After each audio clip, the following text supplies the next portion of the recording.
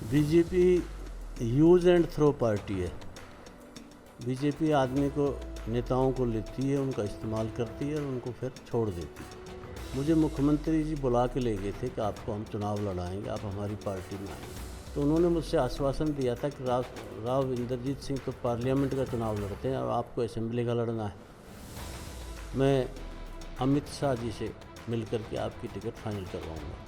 24 जैसे इलेक्शन नज़दीक आ रहे हैं, लेकिन तमाम जो पार्टियां हैं वो अपने अपने क्षेत्र में जाके कहीं ना कहीं अलर्ट हो चुके हैं। तमाम नेता हैं वो अपने अपने क्षेत्र में दौरा कर रहे हैं। उसको लेकर आज कोसली विधानसभा में हैं और कोसली विधानसभा में जिस तरीके से आप देख रहे हैं, एक हफ्ते से करीब कहीं ना कहीं चर्चा में बनाए हुए हैं। चर्चा इसलिए कि क्योंकि जगदीश यादव जो है जिस तरीके से बीजेपी का दामन छोड़ के और कांग्रेस का दामन थामा है, उसके बाद में कहीं ना कहीं हलचल मच गई है। हमारे साथ जगदीश जी से हम बात करेंगे। सर, किस तरीके से देखते हैं आपने बीजेपी को छोड़कर और कांग्रेस में जिस तरीके से आप गए हैं, आखिर क्या कारण रहा, क्यों गए आप बीजेपी छोड़कर उनके दामन का? आखिर क्या घुटन पैदा हो रही थी, क्या दिक्कत आई आपको?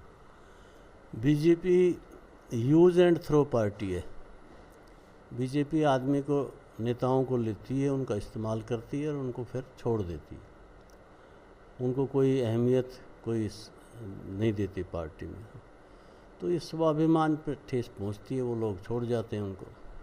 मैंने 4 साल पहले बीजेपी को ज्वाइन किया था, 1 अगस्त 2019 को। मुझे मुख्यमंत्री जी बुला के ले गए थे कि आपको हम चुनाव लड़ाएंगे, आप हमारी पार्टी में आए।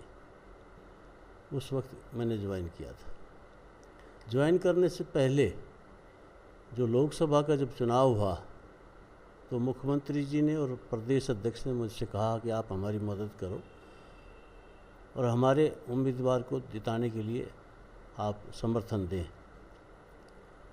मैंने कहा जी मैंने तो चुनाव लड़ना है। आपने 1 साल पहले मुझे बुलाया था 2018 में, 5 जून 2018 को उन्होंने मुझे बुलाया था हरियाणा भवन में और उन्होंने कहा था जी आप हमारी पार्टी में आओ और हमारी पार्टी से चुनाव लड़ो।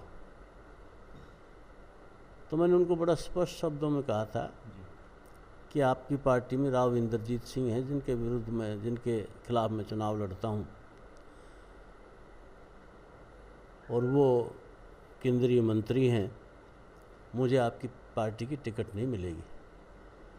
तो उन्होंने मुझसे आश्वासन दिया था कि राव इंद्रजीत सिंह तो पार्लियामेंट का चुनाव लड़ते हैं और आपको असेंबली का लड़ना है। मैं अमित शाह जी से मिल करके आपकी टिकट फाइनल करवाऊँगा। फिर वो कहाँ जाएंगे? मैंने कहा ठीक है, तो अगर ऐसी बात है तो आप करवा लीजिए। तो जब पार्लियामेंट का चुनाव आया, जब उन्होंने कहा जी आप हमारी मदद करो, अभी बाद में आपको ज्वाइन करवा देंगे। मैंने कहा कोई बात नहीं, अगर मेरा टिकट का फाइनल है तो मैं मदद कर देता हूँ।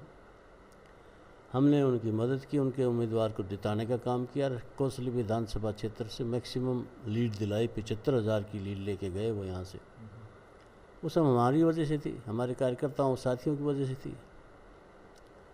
और उम्मीदवार तो ओवरऑल तो सिर्फ 7503 वोट से जीता है, लेकिन कोसली में 75,000 की लीड आई है, 74,980 वोट से जीत गया है। उसके बाद इन्होंने हमें टिकट नहीं दिया। चलो वो भी कोई बात नहीं, टिकट नहीं दिया, उन्होंने कहा जी आप चुनाव मत लड़ो।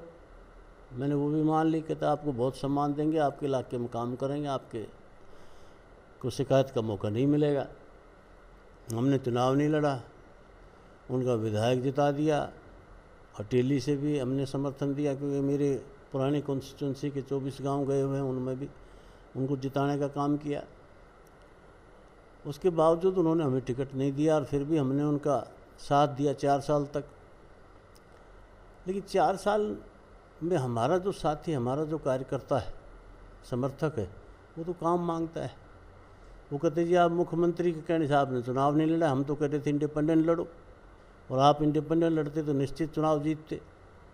जब आपने चुनाव नहीं लड़ा तो सरकार से हमारे काम करवाओ। अब काम कोई होता नहीं, इसलिए हमें ये फैसला लेना पड़ा।